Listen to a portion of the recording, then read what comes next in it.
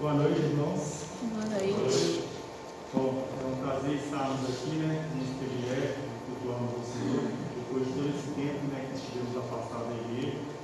Então, é realmente um motivo de muita alegria estarmos aqui nessa noite, podendo louvar o Senhor. Independente das circunstâncias, a gente sabe que a gente queria que a igreja estivesse toda reunida, mas a igreja já esteve durante o dia já louvando o Senhor, e agora chegou a nossa vez de estarmos tudo aí e termos esse privilégio.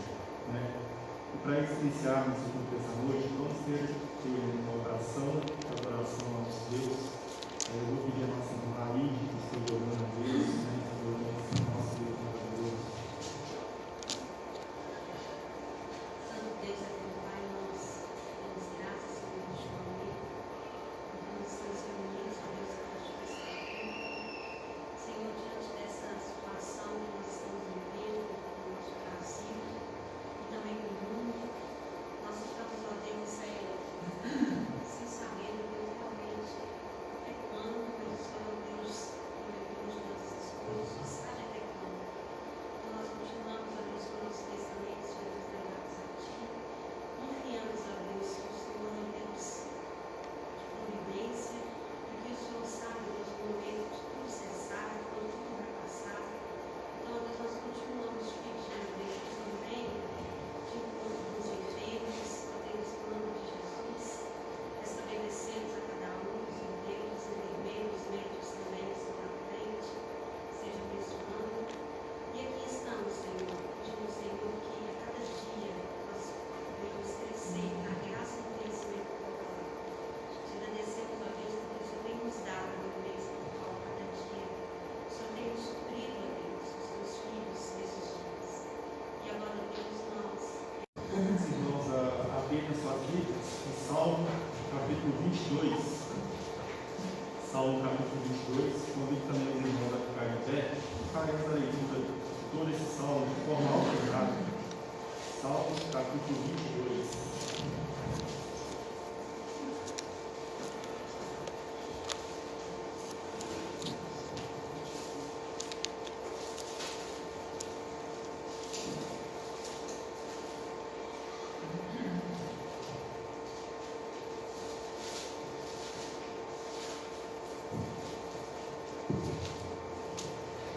Deus meu, por que me desamparastes?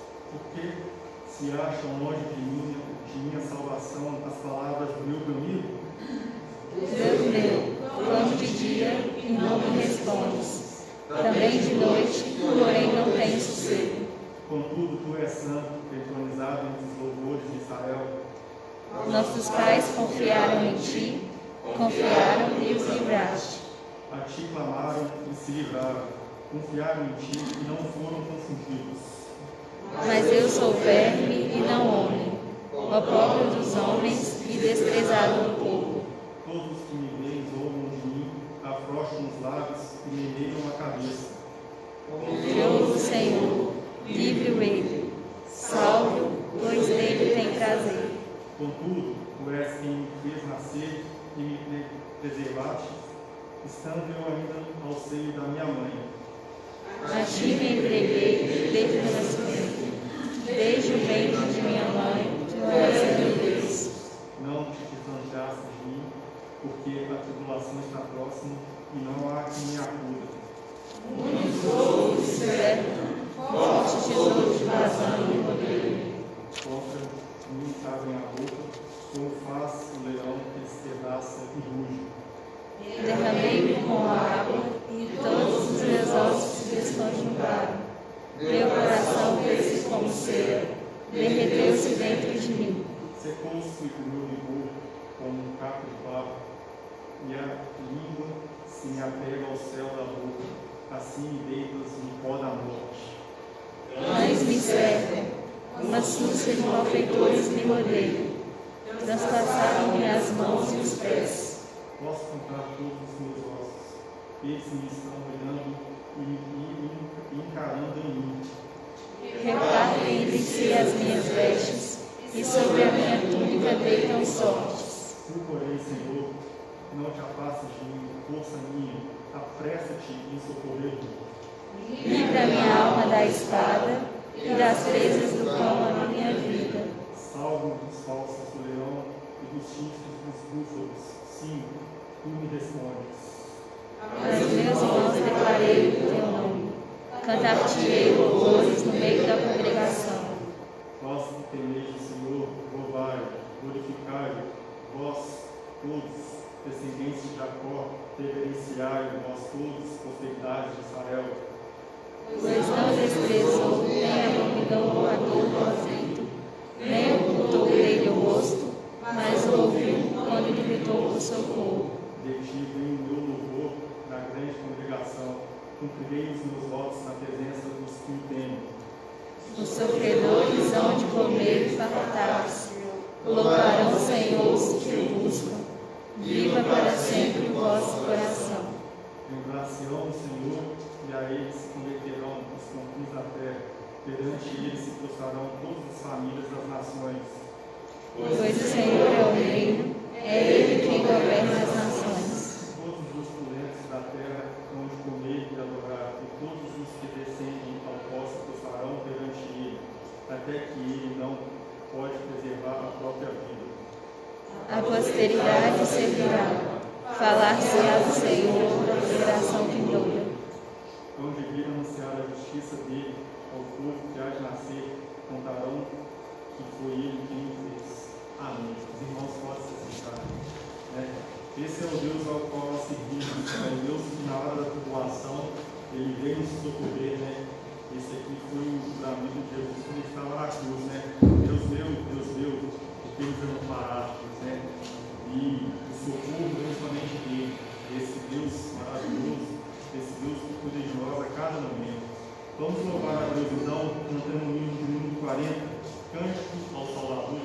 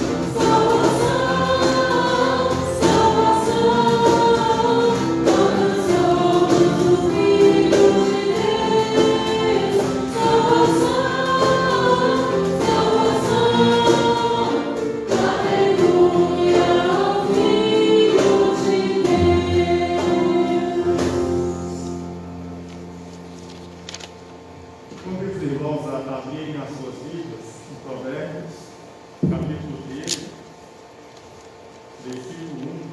Os irmãos acompanham a leitura. Provérbios 13.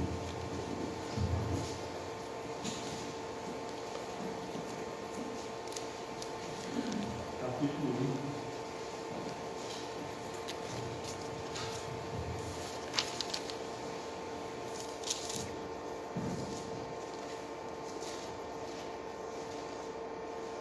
O filho sábio ouve a instrução do pai, mas o escarnecedor não atende à repreensão.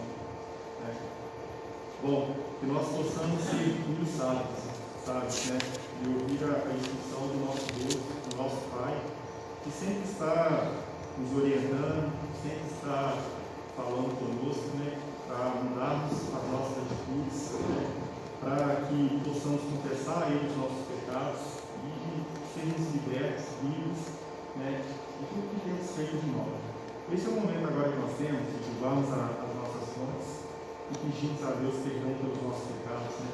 Pedir a Ele perdão por tudo aquilo que nós fazemos e realmente intercedendo no coração dele. Abaixe sua cabeça agora, vamos ter agora um momento de oração silenciosa, confissão de pecados.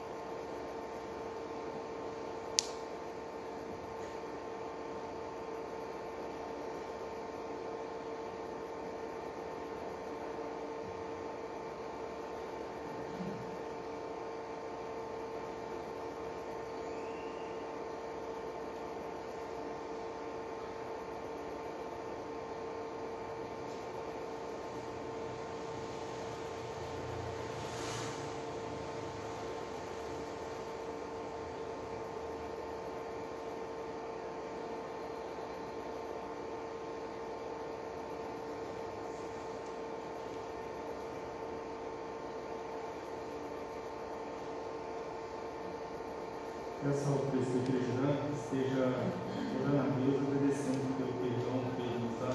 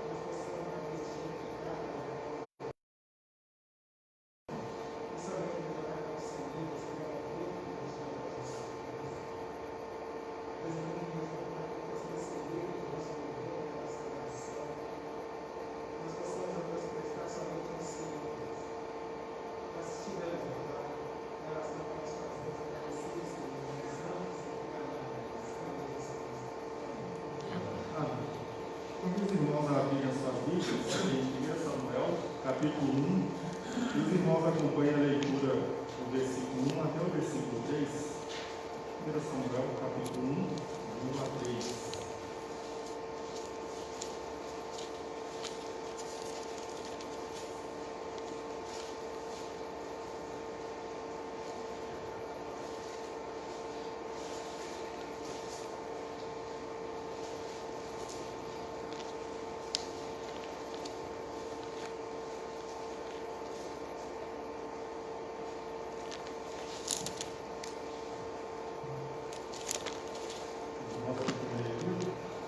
Houve um homem de Ramataim, da região montanhosa de Efraim, cujo nome era Eucana, filho de Jeroão, filho de Jeú, filho de Tou, filho de Zuf, Efraimita.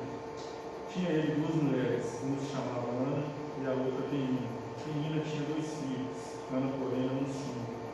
Este homem subia de sua cidade de ano em ano a adorar e a sacrificar ao Senhor dos Exércitos em Siló.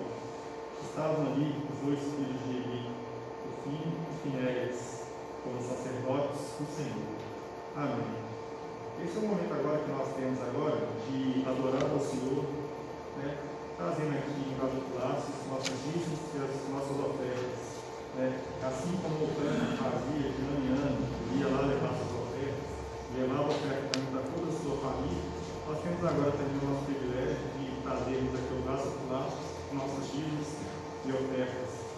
Aí nós vamos cantar o número 65, louvor, e nós cantamos para os irmãos que terão o privilégio de trazer aqui os seus dízimos e ofertas.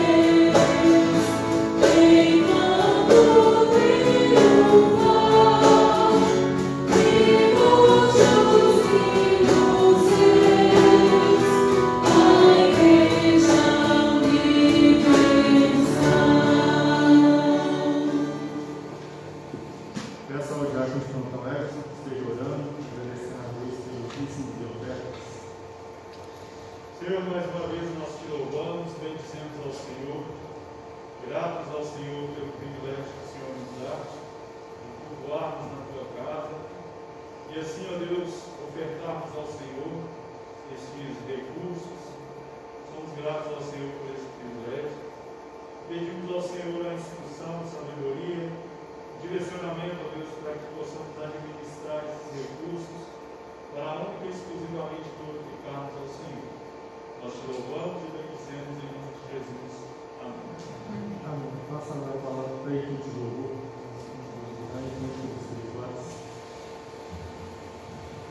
Convido meus irmãos a se colocarem em pé e agora mais do que nunca cantarmos com todas as nossas forças para adorarmos e exaltarmos o nosso Deus que nos salvou e nos redimiu lá na cruz, quebrantado.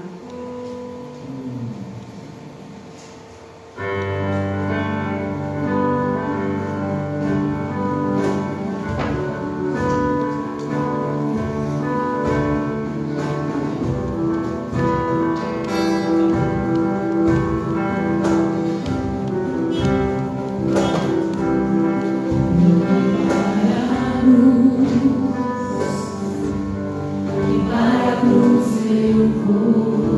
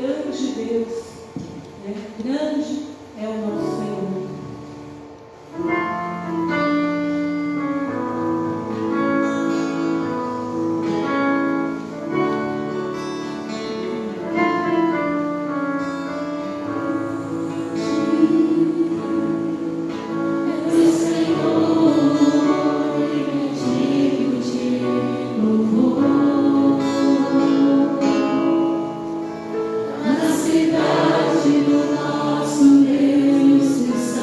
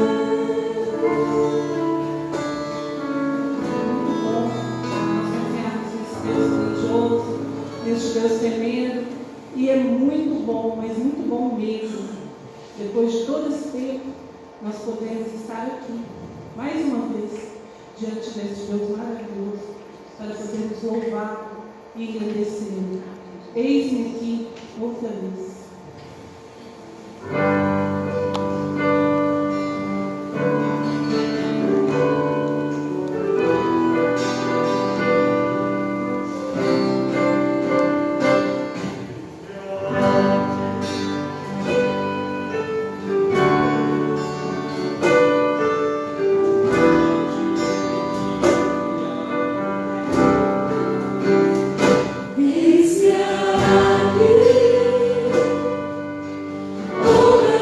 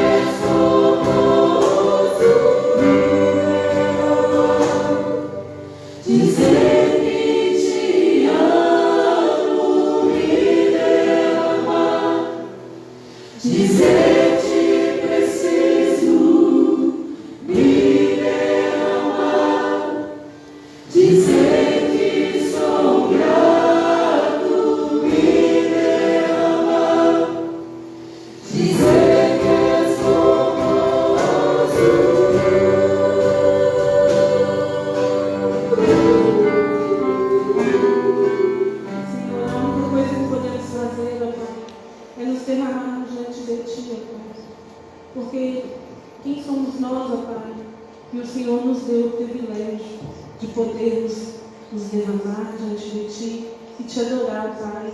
Um Deus tão maravilhoso, um Deus tão grande, ó Pai. Muito obrigado, Senhor, porque nós podemos fazer isso. Muito obrigado, Senhor, porque o Senhor tem cuidado de nós. Em todas essas dificuldades, ó Pai, que o mundo tem passado, o Senhor tem cuidado de nós. E nós podemos estar aqui, ó, mais uma vez, como a Tua igreja, diante de Ti, e nos derramarmos e rendermos louvores ao Seu nome. Em nome de Jesus nós agradecemos. Amém. Irmãos, podem se sentir.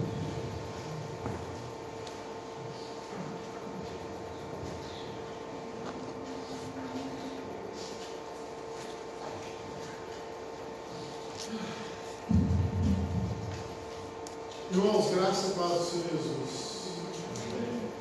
Eu não tenho condição mesmo de continuar falando aqui com essa máscara ali. Eu fico ali tentando cantar e mais sufocando que cantando. E tem outra coisa também. Se eu continuar com essa máscara aqui, já falo meio embolado, às vezes misturo umas 3, 4 palavras, uma mistura da outra, com a máscara, meus irmãos, não vai ter jeito. O presbítero usou a máscara dele, então não pegou nenhuma pastura aqui, né, de manhã, está sossegado, está protegido. Mas além disso também, nossos irmãos têm já nos assessorado muito bem aí durante todo o dia, tomando todos os cuidados de higienização, tá bom? Esses bancos que sentaram aí foram todos devidamente desinfectados, cada intervalo de culto aí, um por um. Pode ficar tranquilo, os instrumentos que a gente usou aqui está tudo devidamente higienizado. Bom, pode ficar certo. Quanto a mais, eu vou falar só agora à noite, porque eu acho que a noite vai valer para todo mundo, que nós, conselho da igreja, entendeu por bem a gente não fazer a administração, não realizar a administração da ceia do Senhor. Porque eu não cheguei a falar isso com os irmãos, porque não precisou também, os presbíteros, graças a Deus. Mas nós entendemos que entre várias dificuldades de caráter higiênicos, né, é difícil. Nós vamos ter que manusear isso, manipular os itens, né, os copos, os pães e tal. Então, vamos levar isso, pôr na boca da pessoa. Já ainda tem dificuldade, porque ele está de máscara, né, tem que tirar a máscara para pegar, tomar aqui, passa de uma mão para outra mão. Então, tudo isso é inconveniente, né, diante do momento que nós estamos vivenciando. Eu sei que a ceia do Senhor é uma coisa de extrema importância para a vida do crente, mas a gente precisa do crente vivo, né, para poder participar da ceia. Então, nós não vamos correr esses riscos desnecessários. E outra razão também, essa de cunho teológico. Para mim, essas são sempre as razões mais fortes de todas. Existem razões de ordem higiênica? Sim, mas essas a gente poderia até negociar. Mas as teológicas não, porque o apóstolo Paulo diz: quando vos reunis, não é a ceia do Senhor que tomais, porque uns comem e os outros ficam sem comer. Então, tem essa questão também teológica que a gente ficaria meio assim, sem jeito. Nós queremos toda a igreja reunida em nome de Jesus, para todos os irmãos juntos participarem do corpo e do sangue de Cristo Jesus. Inclusive, essa é uma razão muito forte porque a igreja deve orar. Nós sabemos que existem apenas, que nós reconhecemos apenas 3 meios de graça. 3. A palavra, que nós estamos diante dela aqui, nós temos tido contato com as escrituras mesmo de lá das nossas casas, os sacramentos e a oração. Então nós temos a palavra para ler em casa, nós temos a oração para a gente fazer por nossa conta também, sem problema nenhum. Mas os sacramentos nós dependemos da igreja, nós dependemos da comunidade dos fiéis, do corpo de Cristo, para que os sacramentos sejam ministrados. É um meio de graça, veja como você serve. Essa pandemia retirou da igreja a oportunidade de participar de um meio pelo qual Cristo sustenta o seu povo nesse mundo. Então, nós temos, irmãos, um motivo para realmente nos colocarmos diante do Senhor em jejum e oração constante e insistente, para que o Senhor quebre o mais rapidamente possível esse círculo de decadência espiritual da igreja no qual nós somos envolvidos. Ore para que Deus opere um milagre, que Deus faça isso ontem, para que a sua igreja né, como diz o Senhor Jesus, a igreja que foi edificada por Ele mesmo, né, não tenha sobre si, não tenha prevalecer sobre si as portas do inferno, porque a promessa dele foi essa. As portas do inferno não prevalecerão contra a igreja. Vamos orar nesse sentido, bom, para que sejamos restituídos, né, à graça de participarmos também dos sacramentos da ceia e também de outros sacramentos, batismos. Nós temos batismos para serem realizados aqui na Igreja Jardim Laguna e que só não foram feitos até agora por causa dessa pandemia. Vocês já estão preparados para receberem o batismo e serem incluídos no rol dos membros da Igreja do Senhor e no fogo. Então, perceberam isso? É muito sério. Olha, mas antes disso, eu quero que você abra sua Bíblia, por favor, agora no capítulo 3 do livro do profeta Malaquias.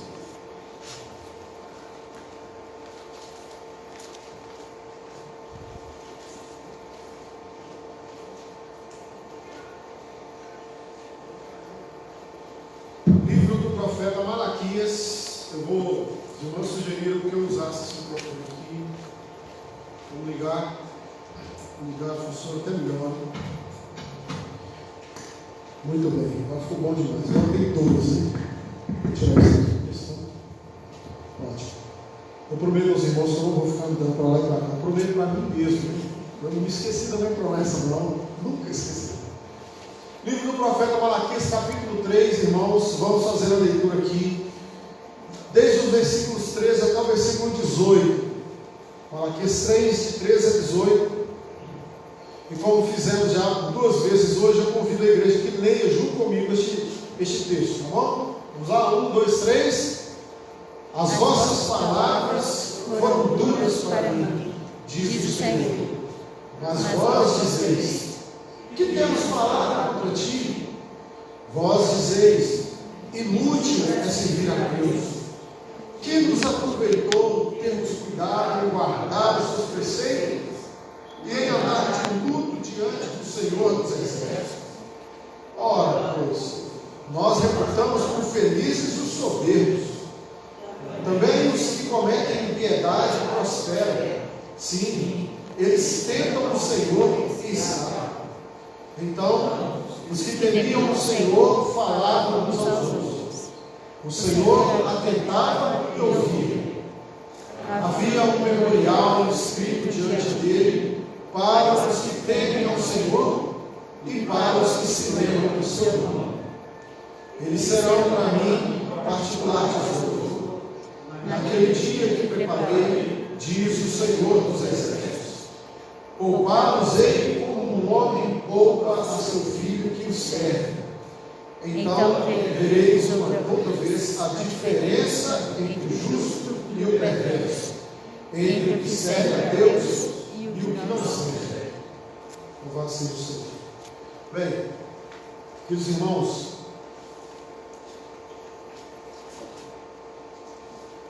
Letícia, Sandro, Jairo, que mais?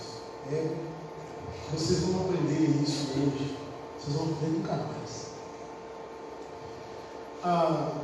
Malaquias capítulo 1, versículo 2 é para nós o texto-chave que norteia ou que vem norteando todas as nossas reflexões ao longo do livro do profeta Malaquias até aqui. Tudo que o profeta Malaquias disse só faz sentido, na verdade, só se justifica, todas as reflexões, todas as exortações do profeta Malaquias só fazem sentido se forem compreendidas à luz do problema que foi apresentado logo no início do livro. Se a gente for pensar que o versículo 1 é uma espécie de introdução que apresenta o propósito do livro, o destinatário, apresenta o autor do livro, apresenta o intermediário, né, deste escrito. Então, se a gente entender o versículo 1 como apenas uma introdução, então o livro em si, a mensagem em si começa em Malaquias 1:2.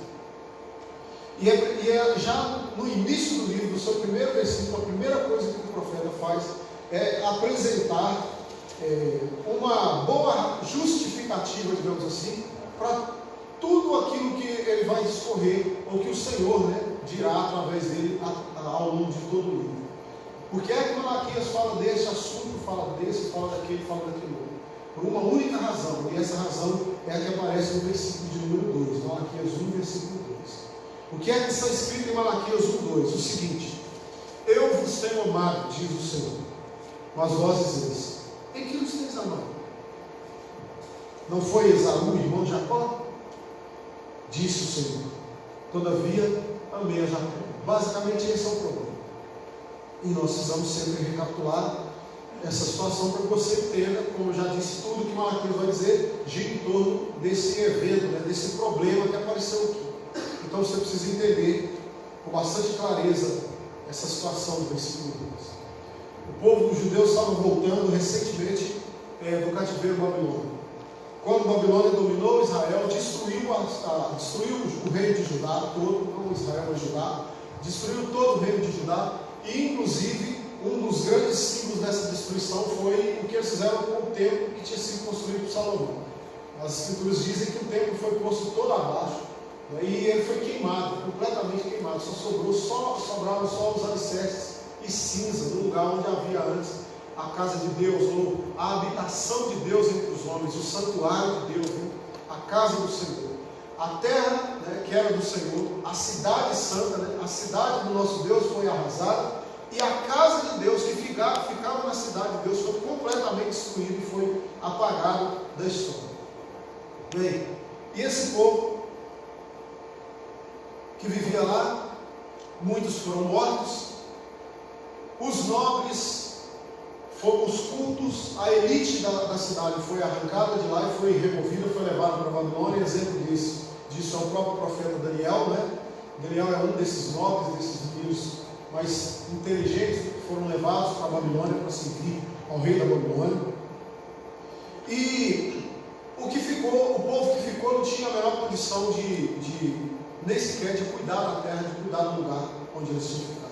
Então, 70 anos se passaram e eles agora retornam para a sua cidade, e os irmãos podem imaginar qual é a situação que eles encontram.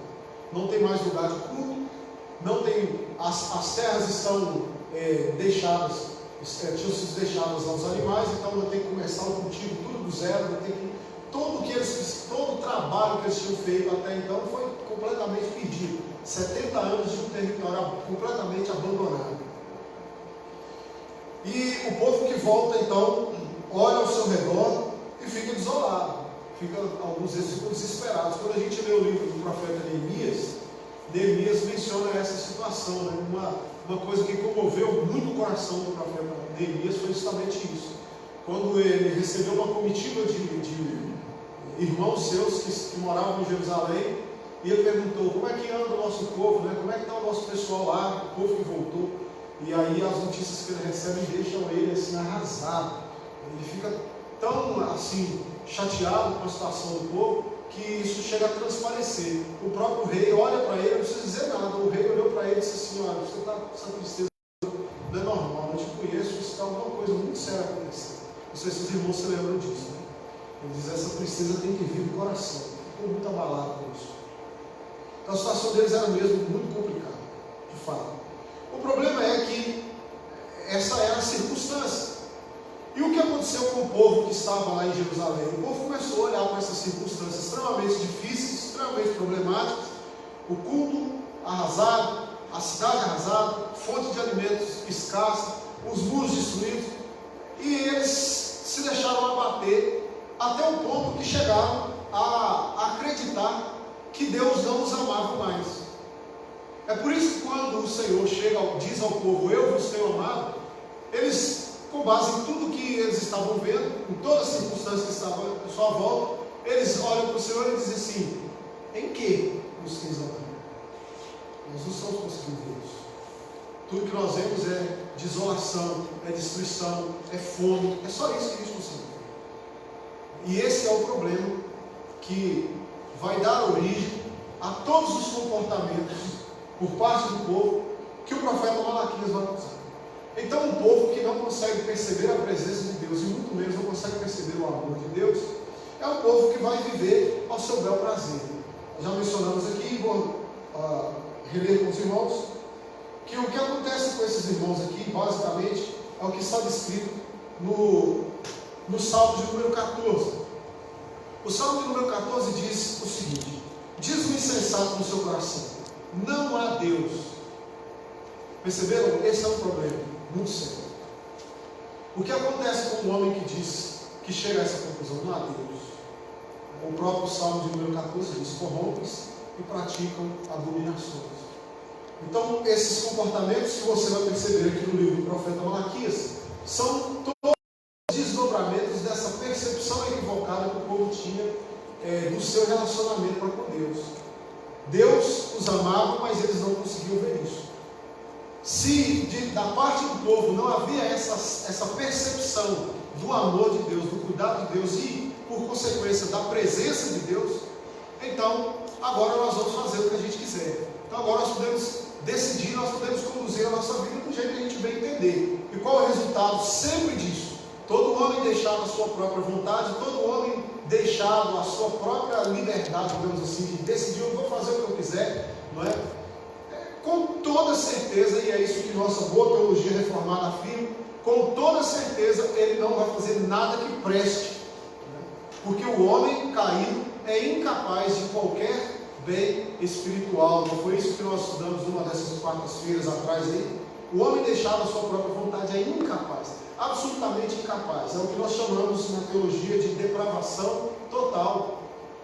É isso, é essa a conclusão que o salmista apresenta. Não há Deus. O que é que nós vamos fazer? Agora nós vamos vamos corromper, vamos praticar abominações. É sempre essa a conclusão do homem, sempre. E o povo de Israel aqui, que havia voltado do cativeiro, o que eles começaram a fazer? Deus não nos ama. Então veja o que diz o versículo 6: o filho honra o pai e o servo ama o seu senhor. Mas eu não te reconheço como pai. Então o que é que o povo fazia? Não vou honrar, porque eu não reconheço a Deus como pai. Então não tem honra para quem não é meu pai. Era obrigação do povo de Deus cultuar o Senhor e oferecer a Ele ofertas. O que é que o povo está fazendo? Deus não cuida da gente, eu vou dar o meu melhor animal para Ele? Eu não. Se quiser, Ele que fique com o aleijado, e olhe lá. Ele não me ama, está pegando o boi, né? Quase que literalmente. Está muito ainda. Pega o aleijado e leva para Ele. Está mencionado aqui. Deus não me ama. Então, se Deus não está nem aí para o que a gente faz, se Deus nos faz presente no nosso meio, e pouco importa o que a gente faz ou deixa de fazer, então nós seremos desleais. Muito facilmente haverá deslealdade no meio do povo. Isso aconteceu entre eles. Lá no versículo 10 do capítulo 2 isso aparece, 10 e 11, né? Principalmente o 11. Judá tem sido desleal, e a abominação se tem cometido em Israel e em Jerusalém, porque Judá profanou o santuário do Senhor, o qual ele ama, e se casou com a adoradora de Deus estranho. Onde está a deslealdade? Um homem de Deus deixar de casar-se com uma mulher de Deus para trazer uma mulher gentia, para trazer uma mulher pagã para dentro da casa de Deus e da linhagem santa, a linhagem perfeita, a linhagem a partir da qual viria o Messias, o Redentor de toda a humanidade. Isso é deslealdade, isso é inaceitável. Ah, mas Deus não ama a gente mesmo? Tanto faz. Quem é Ele para decidir com quem eu caso ou deixo de casar? E quem é Ele para decidir se eu vou continuar casado depois também? Porque o dia que eu quiser, eu simplesmente largo e continuo vivendo minha vida como se nada tivesse acontecido. O capítulo 2 também diz isso aqui. Os sacerdotes chegavam a certa altura da vida, não tinham mais o senso da presença gloriosa e benevolente de Deus. Então eles também estavam se tornando incapazes de serem compassivos, de serem piedosos, de serem bondosos. Sabe o que acontecia? A mulher estava velha, trocava ela por uma ou duas mais novas, metade da idade. Era isso que eles estavam fazendo, não é? Tudo motivado por essa incapacidade de perceber a presença e o amor de Deus. Tudo isso. E para finalizar a lista, né? Se já não bastasse a lista do Davi, terrível até aqui. Se Deus não nos ama, eu também não vou sustentar o culto, não estou nem aí. A casa dele que pega bicho, que cai aos pedaços. E os sacerdotes que morram de fome, e os levitas, se virem, vai trabalhar, né? Tem muita gente que pensa assim, caça o serviço. Né? Capítulo de número 3, a partir do versículo 6, né? Onde o Senhor diz: vocês estão me roubando, porque o levita não tem o que comer por causa de vocês. Mas culpar o Senhor não tem utilidade, o Senhor não nos ama mesmo, nós vamos mais sua casa. Não. O profeta Ageu, que é contemporâneo de Malaquias, chega a dizer que o povo de Israel, nesses dias, estavam muito mais preocupados em construírem aquilo que eles chamam de casas apaineladas, né? As casas mais modernas que haviam naqueles dias, top que havia. Ele diz assim: vocês moram em casas apaineladas e a minha casa está em frangalhos, está em ruínas. É o que o profeta Ageu diz. Mas é o mesmo contexto. Quando você lê Ageu, é o mesmo contexto, a mesma situação de Malaquias. Tá bom? Até que nós chegamos a esse texto aqui, onde o Senhor então exorta o povo a uma coisa que às vezes nós deixamos passar despercebida. É muito natural, infelizmente, as pessoas deixam passar despercebido, especialmente o povo de Deus, porque é para eles que o Senhor escreve. Malaquias 1:1, sentença pronunciada pelo Senhor contra Israel. A palavra não é a palavra de Deus contra os ímpios, de modo geral. A palavra de Deus não é sentença do Senhor contra os pecadores. O Senhor é muito específico em definir para quais pecadores Ele está falando. Porque pecadores é uma coisa, né, assim, que abrange o mundo inteiro. Não há um justo, nenhum sequer, não há quem pratique, quem faça o bem. Nós acabamos de ler aqui no Salmo de 14. Mas os pecadores para os quais estão sendo dirigidas essas palavras são os pecadores de Deus, digamos assim. São os descendentes de Abraão, é a linhagem, o sangue azul do povo de Deus. Para eles, a sentença pronunciada pelo Senhor por intermédio do profeta Malaquias contra Israel. E o que o Senhor diz para eles neste trecho que nós lemos é sobre a necessidade de se manter, de se ter cuidado redobrado com a nossa saúde espiritual. É importante que o povo tenha cuidado com isso. Por quê? Porque a nossa saúde espiritual, ele apresenta 4 razões aqui, né, o profeta Malaquias. Primeiro, porque a saúde espiritual do povo determina o modo como o povo vê o mundo.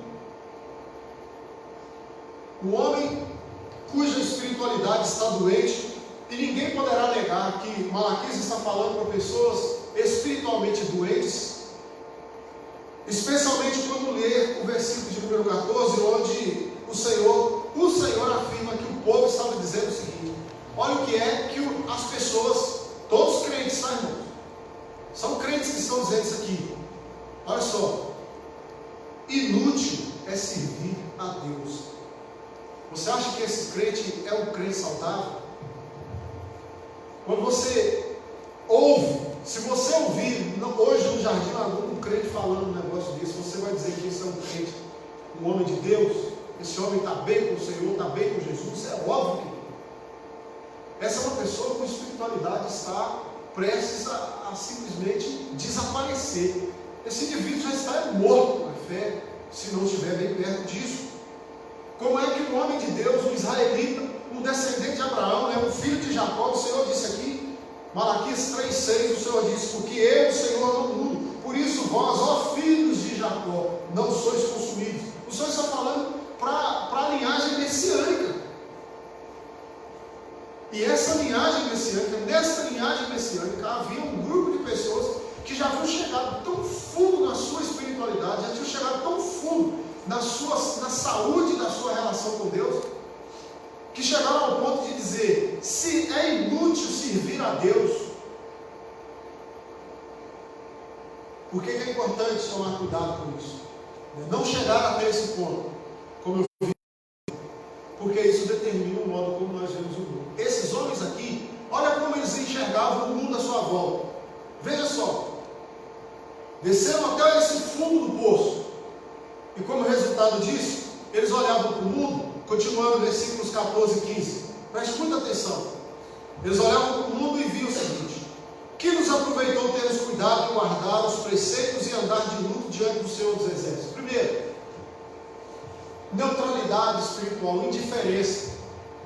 Seguir a lei de Deus ou não seguir não faz diferença nenhuma. Do que isso adiantou para nós? Nada. Aí você fala: meu Deus, como alguém tem coragem de chegar a um ponto desse, de fazer uma afirmação dessa, um homem crente? Mas fica pior, porque no versículo 15 ainda tem um grupo que vai mais além do que isso. No versículo 15 tem aqueles que ainda dizem o seguinte: ora, pois, nós reputamos por felizes os soberbos. Você consegue imaginar um crente dizendo que os felizes são os soberbos? Quando a Escritura diz, né, Provérbios 16, 18, né, a soberba precede a ruína, e a altivez do espírito precede a queda. E aí você tem um crente, um homem que conhece a Escritura, são todos judeus, são todos israelitas, dizendo, os soberbos é que vivem bem, eles é que são felizes.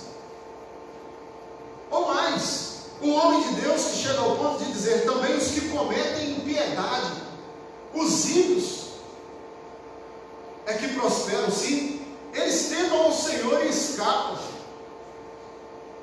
Perderam completamente o senso de justiça divina. Eles chegaram a um ponto tão baixo da sua relação com Deus que eram capazes de olhar para o mundo e dizer que o mundo era melhor do que a igreja. Eram capazes de dizer que as regras estabelecidas e pelas quais o mundo vivia eram regras mais justas e regras que faziam deles muito mais felizes do que os homens de Deus, contrariando radicalmente aquilo que eles aprenderam com seus pais. O Salmo de número 1 fala isso.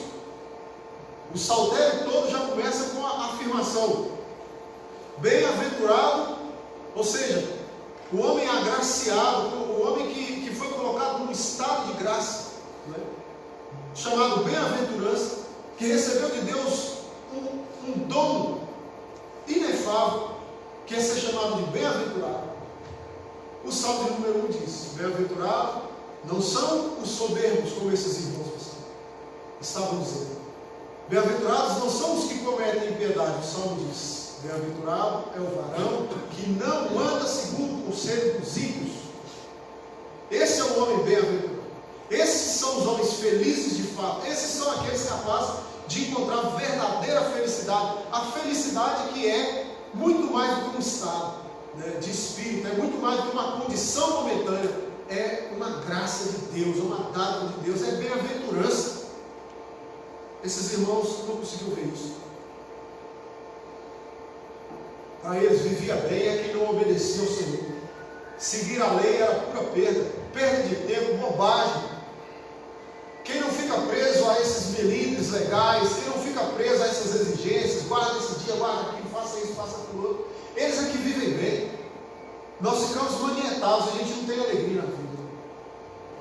Então a saúde espiritual de uma pessoa, se ela vai bem ou se ela vai mal, neste caso aqui, a saúde espiritual que está mal, leva o indivíduo a inverter radicalmente a lógica de percepção do funcionamento do mundo e do reino de Deus.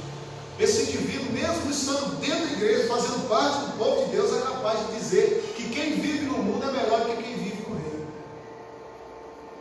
Por isso é importante tomar cuidado com a saúde do nosso relacionamento. E o profeta diz também, no início do versículo de número 16: então os que temiam o Senhor falavam uns aos outros. Mas todo mundo em Israel era doente? Não. Todo mundo tinha chegado a esse ponto? Não. Assim como em toda igreja sempre haverá aquele crente que é fiel, sempre, em qualquer igreja, em qualquer tempo, em qualquer época, até que Jesus volte. É certo que o número deles vai só decrescendo. Isso foi Jesus que estabeleceu essa regra também, né? Ele é que determinou, ele é que inclusive anunciou isso nos seus sermões, no sermão profético, ele disse isso, né? Que a tendência, à medida que o tempo passasse, é que o número de fiéis, dos fiéis de fato ao Senhor, iria só decrescendo, né? Ele chegou ao ponto de dizer: porventura, quando vier o Filho do Homem, achará fé no mundo? Ele faz essa pergunta. A resposta é sim, é claro que ele vai achar, mas ele vai correr para voltar, porque se deixar a coisa ir seguindo, a tendência é de que, infelizmente, a fé vai desaparecer. Isso é uma coisa natural. Nós estamos seguindo esse ciclo já desde que o mundo existe. Bom, nós não estamos inaugurando a decadência espiritual, não. Somos filhos de uma sentença bíblica. Mas havia aqueles que eram fiéis, sempre haverá os fiéis no meio do povo de Deus. Sempre. E esses homens são a viva expressão de que a nossa saúde espiritual também, além de determinar o modo como nós enxergamos o mundo, ao ponto de começar a achar que o mundo é melhor do que a igreja, né? isso também vai determinar o modo como nós enxergamos a Deus.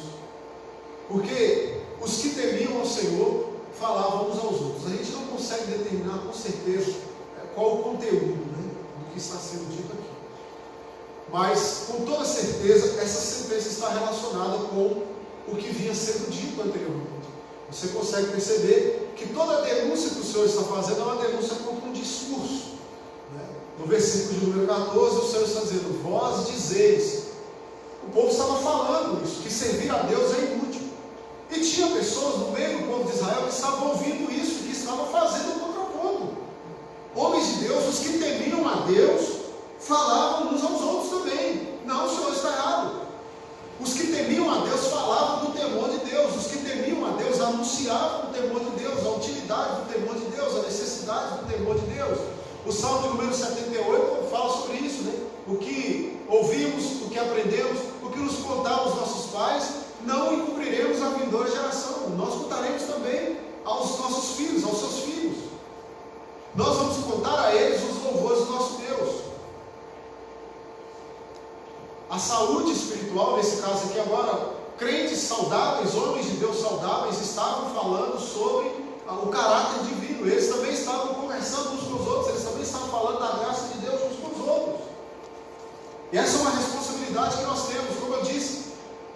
Tanto mais quanto o mundo vai se aproximando da volta de Cristo e vai se tornando decadente em sua relação com Deus, mais necessário se fará que homens e mulheres como esses assumam o seu papel, né, de proclamarem, de contarem uns aos outros, de falarem nas suas casas, para os seus filhos, para os filhos dos seus filhos, sobre a graça do Senhor, sobre a presença de Deus, sobre o amor de Deus, sobre o cuidado de Deus, sobre a justiça de Deus também, que vai ser elemento aqui do último bloco da profecia de Malaquias. É necessário que nós falemos uns com os outros. Porque os irmãos conseguem imaginar um contexto que nós temos um grupo de pessoas que dizem que servir a Deus é inútil. Há um outro grupo que teme a Deus, mas não fala nada. O que é que vai acontecer? Fatalmente, o discurso negativo, o discurso equivocado, errado, antibíblico, pecaminoso, demoníaco, vai triunfar e vai convencer muitas pessoas, porque ninguém fala nada em contrário. Quer dizer, deve ser verdade isso que estão falando. Estou vendo ninguém falando nada contra. Essa doença vai ser transformada em verdade. Então é necessário que aqueles que temem a Deus façam o caminho contrário. Se os que não temem dizem que é inútil, os que temem precisam dizer: não, Senhor, você está errado, é útil, muito útil, é necessário, é obrigação nossa servir ao Senhor, cumprir a lei de Deus, viver segundo seus preceitos, seus mandamentos. A saúde espiritual determina também, não só como nós vemos o mundo, como nós enxergamos a Deus, mas agora o profeta Malaquias faz uma mudança de foco. Falou do povo, e agora ele vai voltar-se e vai falar sobre o ponto de vista de Deus, porque Deus não está morto. Ao contrário do que alguns desses aqui estavam dizendo, é inútil. Os soberbos fazem o que querem e passam batido, Deus nem vê, Deus nem nota. Não é? O final do versículo 15, eles tentam ao Senhor e escapam. Ao contrário do que eles pensavam, o Senhor atentava e ouvia. O Senhor está percebendo, tanto no comportamento quanto no outro. Havia no meio do povo judeu quem dizia: servir a Deus é inútil. Mas havia no meio do povo de Deus quem dizia: não, é útil, é sim, nós temos que prosseguir na nossa fidelidade ao Senhor. E havia, entre esses dois grupos, havia Deus, o próprio Deus, que é o maior interessado nessa briga que havia entre eles, nessa discussão. E Deus estava atento a tudo que se passava, a todas essas opiniões, porque no fim das contas isso não passa de opinião. Aí eu penso assim: eu acho que servir a Deus é inútil. O problema é seu, você pode pensar o que você quiser. Para mim ou para Deus não importa o que você pensa, para Deus importa o que Ele pensa. Aí eu acho que isso é certo, o problema é seu. Não faz diferença nenhuma para Deus faz diferença o que Ele acha certo, não o que você acha certo. A adoração é uma coisa boba. Servir a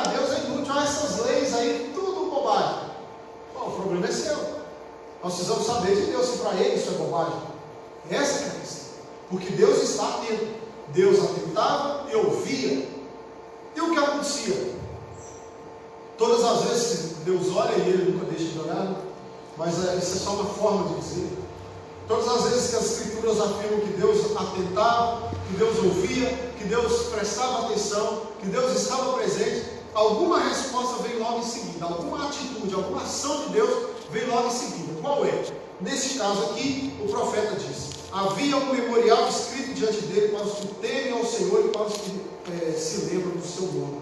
Eles serão para mim particular tesouro. Naquele dia que preparei, diz o Senhor dos Exércitos, poupá-los-ei como um homem poupa seu filho que o serve. Havia quem dissesse: servir a Deus é inútil, mas Deus dizia: é útil. Se você for esperto, se você for atento, você saberá que é útil. Fique atento, porque o Deus que está prestando atenção está guardando em sua memória tanto um comportamento quanto o outro. Do ponto de vista meramente humano, nós podemos dizer que são só opiniões, mas do ponto de vista divino, não é só opinião, é algo que Deus está prestando atenção e está guardando no seu coração, está guardando em sua memória. O Senhor atentava e ouvia, e o Senhor estava construindo, e o Senhor estava mantendo diante de si um memorial onde se fazia presente os nomes e as vidas daqueles que temiam a Deus, aqueles que seriam por Ele considerados tesouro particular. Deus atenta e Deus responde. Deus olha para a saúde, ou boa saúde, ou uma saúde ruim, e Deus responde tanto a um quanto a outro. Deus guarda no memorial. E por fim, a saúde espiritual determina também uma distinção. Então, isso até é uma conclusão.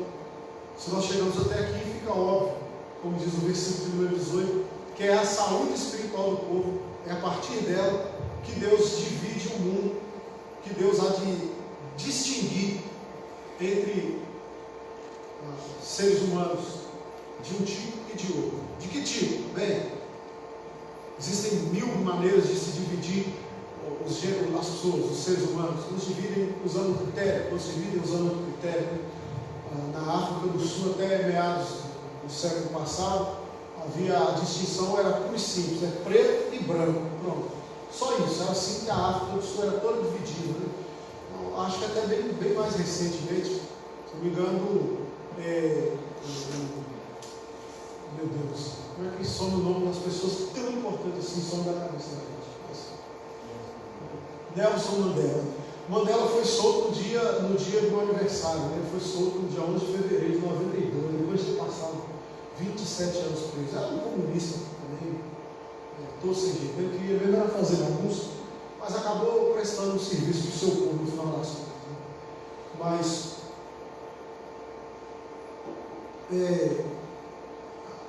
a luta não deixava de ser legítima em certo sentido, até porque ela se justificava com base teológica, infelizmente. A igreja dizendo que Deus dividiu o mundo entre pretos e brancos. Veja que loucura. Uma vertente teológica que deu muito ímpeto a uma série de movimentos no mundo aí, antigo. A ideia de que Caim, a marca que Deus colocou sobre Caim foi pintar ele de preto. Então, essa era a justificativa teológica.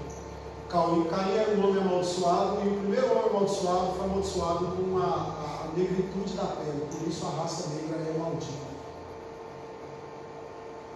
Pouco tempo atrás o Marco Feliciano se viu todo enrolado no meio desse negócio aí, dessa situação aí. Custou para sair, coitado. Mas essa é porque isso é uma ferida histórica muito séria contra essa teologia. Então é bom a gente se meter nessas coisas, né? Às vezes é bom a gente ficar esperto. Mas o que acontece? Eles tinham essa ideia, a justificativa teológica de dividir o mundo entre preto e branco, e inclusive dizendo que branco é bom, preto é ruim, simples assim, né? Por causa dessa leitura dos Escrituras. Então, algumas pessoas dividem de um jeito, outras pessoas dividem de outro. O mundo é dividido entre homens e mulheres, né? Por aí vai. As Escrituras dividem o gênero humano em apenas 2 categorias, né? importa se é preto, se é branco, se é azul, cor de rosa, laranjado, amarelo, como os asiáticos, né? Vermelhos, como eram os índios norte-americanos, a raça deles. Não importa isso, isso é uma bobagem. O mundo é dividido entre ímpio e justo. Só isso. O Salmo 1 que a gente já citou aqui hoje faz exatamente essa distinção, essa definição. O justo vive assim, e o ímpio. Os ímpios, porém, não são assim, não é isso que ele diz? Essa que é a divisão que o mundo faz, que a Escritura faz. E no versículo de número 18, o Senhor diz: vereis outra vez a diferença entre o justo e o perverso. Essa saúde espiritual que motiva os comportamentos, que motiva as ações, que motiva nossas respostas em relação a Deus, nossas respostas à adoração, nossas respostas em termos de culto, são essas percepções do ser de Deus que estão intimamente relacionadas com a saúde da nossa espiritualidade. É isso, irmãos, que vai ser um elemento, um fator determinante para no grande dia do Senhor nós sabermos quem são os justos e o perverso, para nós sabermos quem é o que serve a Deus e o que não serve. E Deus mesmo fará isso. Mas o versículo 18 diz: vereis outra vez. Porque o povo já estava vendo, eles estavam tendo contato com essas pessoas, mas no dia do Senhor será a última vez que vocês verão exatamente quem é quem. Isso ficará muito claro.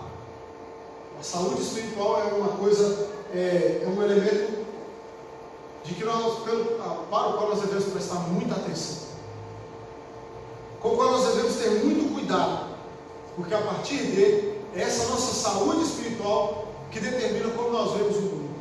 Todo dia tem um crente namorando com o mundão e achando que lá é melhor que aqui. Todo dia. Por quê? Porque ele está doente. Todo dia tem um crente falando que a lei de Deus é injusta, é pesada demais, é até uma bobagem ficar seguindo esses meninos aí.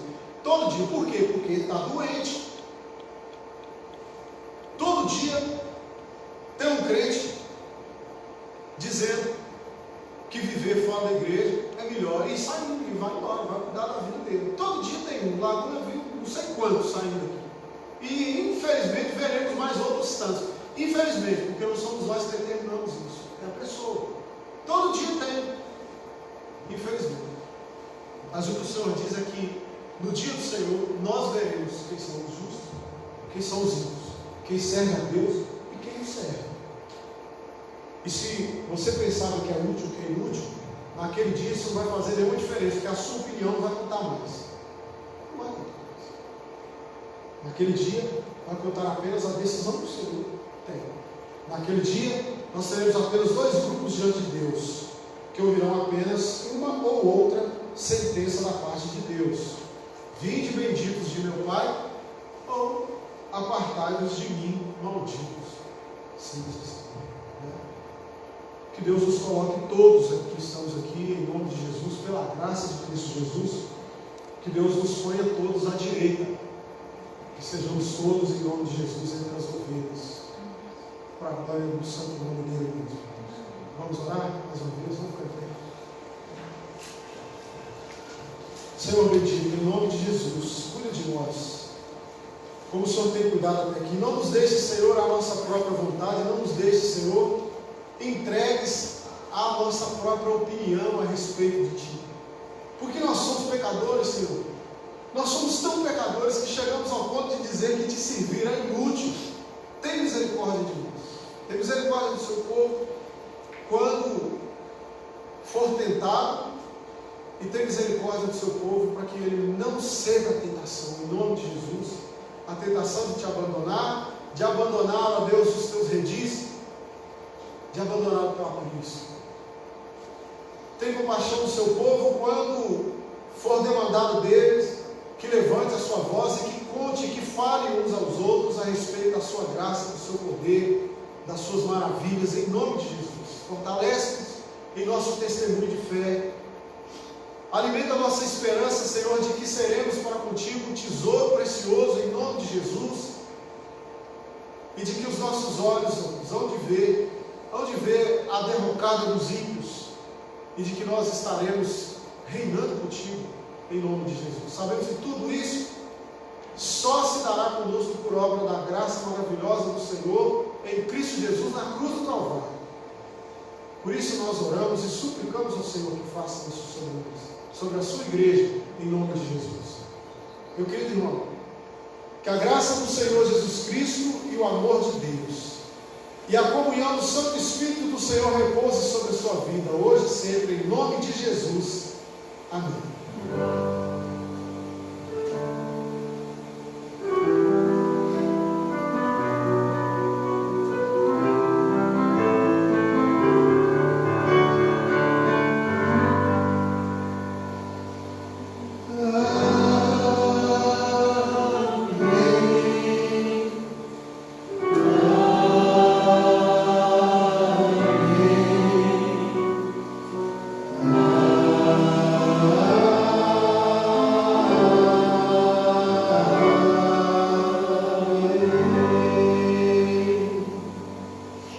Deus te abençoe, tenha uma boa semana, meu querido irmão, e vamos com Deus, não tenha fé, não tenha graça, mas tenha misericórdia de Deus sobre a sua vida, né? Deus te acompanhe.